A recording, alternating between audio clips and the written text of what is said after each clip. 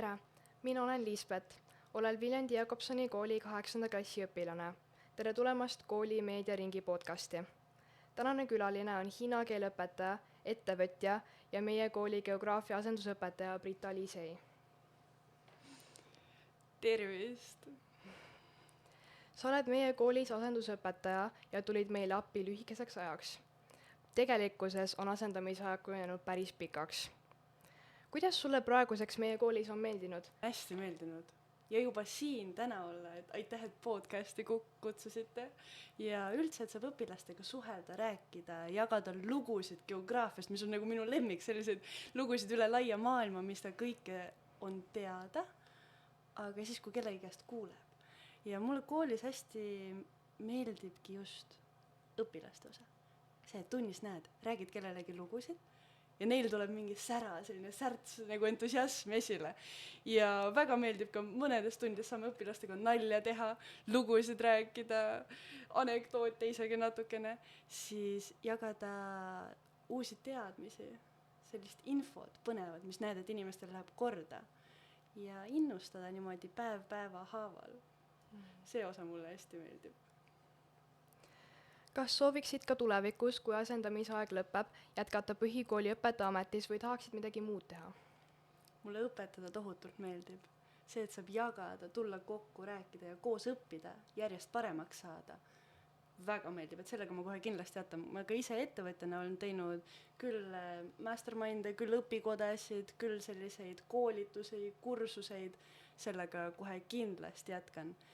Koolis võib-olla osaliselt, aga õpetamisega kohe kindlasti. Ma tean, et sa oled hiina keele õpetaja. Kuidas tekkis huvi hiina keele vastu? Kas oli mingi konkreetne hetk, mis sind inspireeris? Ma mäletan ühte hetke, mis tõepoolest oli selline. Sain omale just ühed uued tossud. Ja sellega tuli kaasa üks postkaardi suurune leht. Ühel pool oli ilus pilt, teisel pool oli hunnik kirjamärke, millest ma mitte midagi aru ei saanud. Ja siis mul isa niimoodi pool naljaga ütles, et tõlgi ära. Tookord mul polnud õrna aimugi, kuidas neid üldse kirjutama peaks, rääkimata siis tõlkimisest veel. Aga huvi nagu jäi. Ja siis see oli ka ükskord 7. klassis, kui ma kuulsin, et saab minna vahetusõpilaseks.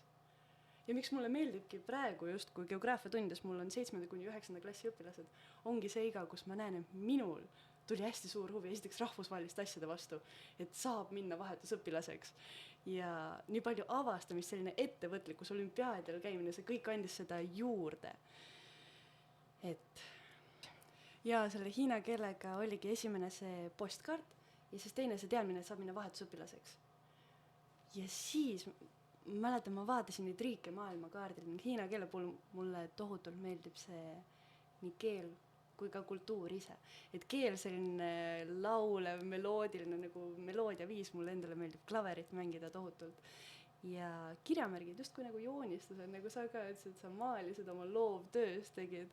Et 2 asja kokku, pluss veel kultuur, kauge, salapärane, müstiline ning see tohutu eneseareng, mis kaasneb sellega, et minna välismaal õppima täiesti teise keskkonda. Seda tohutult ootasin. Õppisid gümnaasiumi ajal 1 aasta Hiinas vahetusõpilasena. Räägi oma vahetusaastast Hiinas. Hästi põnev ja värvikas. Lugusid igast päevast.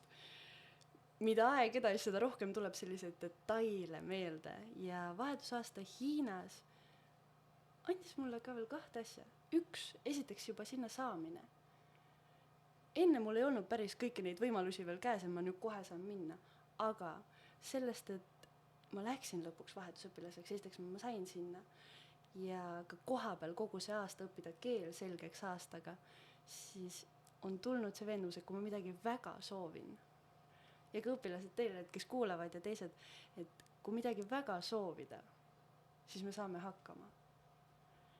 See enesekindlus on sellest tulnud. Ning üks asi, mida ma veel leidsin Hiinas koha peal olles, kuna mulle jutustada tohutult meeldib ja suhelda inimestega, õppida, tundma, näha, mõista, siis mida rohkem eri inimestega suhelda, seda rohkem imesid juhtub. Too välja kõige olulisem, mida vahetusaasta läbi tegemine sulle andis. Mu pere, mu vahetuspere, et välismaal käimine, ta ikkagi korda lähevad inimesed. ja kui ma Hiinas õppisin, siis ma olin vahetuspere juures, ehk siis Hiina pere, kelle juures ma aasta aega elasin, ning kuigi ma käisin seal 6 aastat tagasi juba, siis nüüd see suvi ma läksin uuesti ja just selleks, et nendega kokku saada, enda sõpru näha ja ka koolis käia õpetajaid näha. Et oma inimesed ja siis see usk endasse, enesekindlus, millest enne oli juttu, ning suhtlemine, et mida rohkem räägib erinevate inimestega, küsib, uurib, seda rohkem võimalusi tekib. Kuna õpilased veedavad palju aega oma mobiilseadmes ja see kahjustab silmanägemist. Hiina meditsiini järgi keha tervendab iseennast. Silmanägemine on hästi põnev teema ja ka Hiina meditsiinis on palju selliseid asju, mis toetavad silmanägemist. Ning tõepoolest ma näen väga palju inimesi istumas telefonides. Seal on 2 asja. Ma toon ühe üllatuse siia juurde tegelikult lisaks. On neid inimesi, kes päevast päeva võivad olla telefonis, arvutis, mängida arvutimänge mitmeid tunde. Aga tean ka konkreetselt ühte, kes mängis päevad läbi, läks piloodi tervisekontrolli eksamile ja sai silmanägemiskontrollist läbi. Ehk seal on midagi veel juures peale selle tegevuse enda.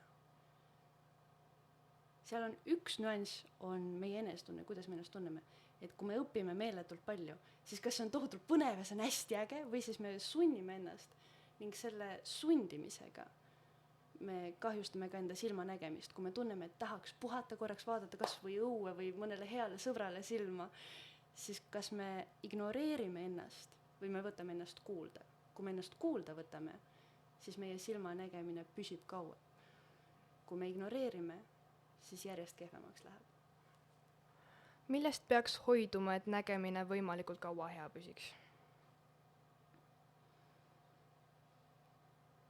Ebakõladest.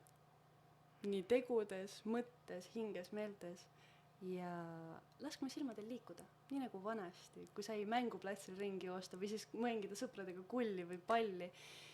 Kindlasti lasta silmadel liikuda. Mida kauemaks nad jäävad ühte asja vaatama, on see ekraan või töö ja just pingsalt niimoodi ennast sundides, siis sellest peaks hoiduma. Kas ja kuidas Hiinas jõule tähistatakse? Millised on levinud traditsioonid ja kui palju need erinevad lääne omadega?